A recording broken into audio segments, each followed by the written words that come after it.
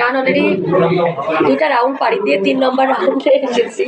So গাইলাম আর একটু শোনাতেই পারি। আমার গুরুজি একটি কথা বলেন যে আমার সব শিষ্যরাই আমার গুরু। তো জুনিয়রদের মধ্যে আমাকে দেখতে আমি চাই যে আমার থেকে আরো বেস্ট কিছু হোক। আমি আসলে কিছুই না। আমার মনে হয় যে আমি আসলে আপনাদের বেশি ভালোবাসায় জাস্ট আমার কাজটা আমি জাস্ট করে যাচ্ছি। আমি মনে করি যে আমাকে আরো বেটার করতে হবে। হয়তোবা এখন আল্লাহ পাক আমাকে আরেকটু সুযোগ দিলেন, সেই সুযোগটাকে হয়তোবা আমি একটু কাজে লাগানোর চেষ্টা করব। দেখেন, একটা শিল্পী তো আর একদিনে হয়ে ওঠে না। আমি বলবো না যে আমি শিল্পী, আমি বলবো যে আমি চেষ্টা করছি। তারপরেও আবার আমি একজন অ্যাজমা পেশেন্ট। অনেক সময় থাকে যে আমার অনেক ভালো কণ্ঠ, ভোকাল ঠিক আছে, দম পাচ্ছি না। তো খুব ভালো গান, আমার নিজের গাওয়া গানটিও আমি গাইতে পারছি না, এরকম অনেক সময় হয়ে পড়ে। তো আমার মনে হয় যে একজন শিল্পী আসলে বেঁচে থাকে ভালো সৃষ্টির মাধ্যমে। আমি ভালো কিছু গান করতে চাই, কারণ ৫,০০০ গান করার কথা বলেছি এই জন্যই, কারণ যখন আপনি অনেক গাইবেন তার মধ্যে থেকে ১০০ গান হলেও তো বেরিয়ে আসবে। কিন্তু আপনি যদি হাতে গুনে গান করেন ১০০, তখন কিন্তু সেখান থেকে কয়টা গান বের হবে এটাও তো একটা ফ্যাক্ট। তো যার কারণে আমি মনে করি যে লালু সাইজির যেমন ৫,০০০ গান আছে, সেখান থেকে আমরা কয়শো গান কুটস্থ জানি।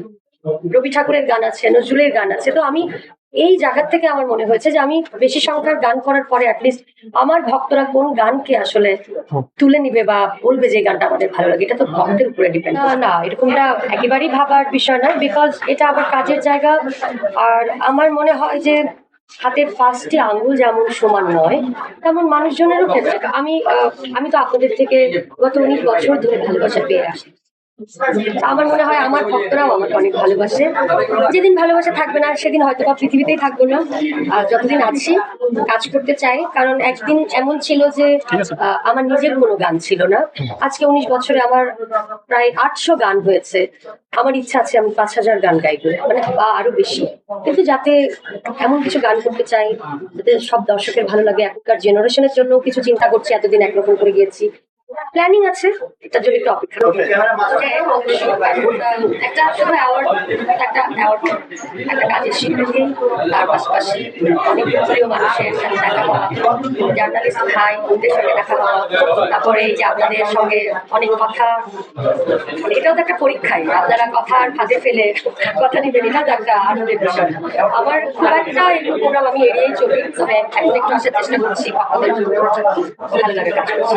নিঃসন্দেহে আপনি শিল্পী। কেন পেয়েছি? অলমোস্ট গত ৩ বছর ধরে অলমোস্ট আমি 400+ গান করেছি। যার কারণে ফোক আর্টিস্ট হিসাবে আউট পেয়েছি। মায়ের বুকে সন্তান এসেছে এবং অনেক জায়গাতে আমি দেখেছি যে অনেক রকমের গসিপিং হয়েছে।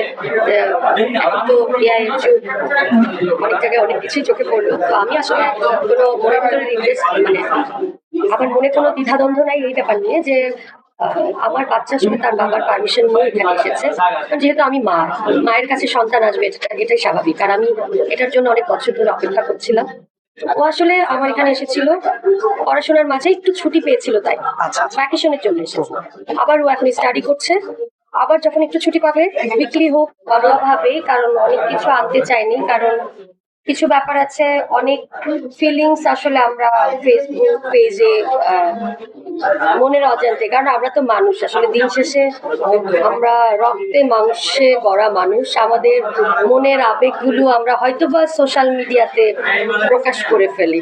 তো সেরকমটা আমিও যে আলাদা মানুষ তা নয়, আমার মতো করে আমার দুনিয়াতে আমি ছোট ছোট করে সবকিছু দিয়ে দিই। এবং সেক্ষেত্রে আমি বলবো যে ও আমার মতো করে আমাকে রাত ১২টার পরেই উইশ করেছে। তারপরে একটা হাক করে আম্মুকে যদি বলা হয় যে মা আমি তোমাকে অনেক ভালোবাসি, এর থেকে বেস্ট গিফট কি আর কিছু আছে? তারপরে আমার ছোট বড় দুজনই আর্ট করেছে, পেন্সিল দিয়ে মাকে নিয়ে হাত ধরে ঘুরছে। তো আমার সাফিয়া এবং স্নেহা খুব সুন্দর করে ড্রয়িং করে আমাকে এটা গিফট করেছে। আমি এটাতেই অনেক খুশি। আমার সন্তানকে আমি আগে চাই যে সে ভালো মানুষ হওয়াটা জরুরি। আর পড়াশোনা সেটা তো আছে, প্রত্যেকটা ঘরে বাবা মা যারা আছেন, আপনাদেরও সন্তান আছে, আপনারা অবশ্যই চাইবেন যে আপনারা যেটা জীবনে করেননি তার থেকেও বেস্ট আপনাদের সন্তানদের জন্য করবেন। এটা আসলে প্রত্যেকটা বাবা মায়ের চাওয়া। তো আমার ক্ষেত্রে তার মানে ভিন্নতা নেই। আর আমি চাই যে যখন একজন ভালো মানুষ অনেক বড় কিছু হওয়ার পরেও ভালো সত্তা এবং ভালো মনের মানুষ না হলে সেই ভালো জিনিসটা আসলে টিকে থাকাটা মুশকিল। আমি এই জন্য বরাবরই সব থেকে বেশি প্রাধান্য দিই যে একজন মানুষ ভালো মানুষ হওয়াটা অনেক বেশি জরুরি, তারপরে বড় হওয়া। অ্যাওয়ার্ড পেলে তো আসলে প্রত্যেকটা মানুষের অনেক ভালো লাগে। আর আমার এটা আমার অনেক ভালো লাগছে। কাজের মধ্যে আছি, কাজের স্বীকৃতি মানে আপনাদের দোয়া পাচ্ছি। ঈদ সামনে কতটুকু প্রস্তুত আর কি কাজ নিয়ে ব্যস্ত আছে? ঈদ সামনে আসলে আমার ঈদের পরেই দেশের বাইরে চলে আছে, অনেকগুলো প্রোগ্রাম করতে হবে।